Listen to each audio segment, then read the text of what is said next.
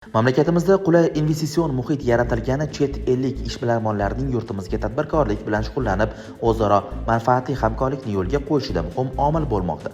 Surxondaryo viloyatining Angor tumanida ham foydalanilmay turgan yer maydonlariga mahalliy va xorijlik sarmoyadorlar katta qiziqish bildirib, turli qishloq xo'jaligi mahsulotlari yetishtirmoqda.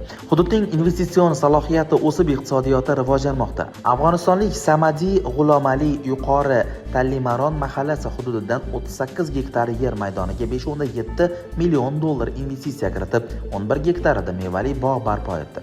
27 gektar maydonda sabzavot, polis parvarishlab, uning bir qismini xorijga eksport qilmoqda. 2017-yildan beri shu yerda dehqonchilik etamiz, o'nib torib boqishni, qolgani polis, sabzavot, qishda karamlar ekuvdik, eksport etdik. Mana shu bilan qavun, tarvuz, makka, ko'kat, mana shu narsalar eksportda hammasi shular ekilgan, qolgan yerlar hammasiga.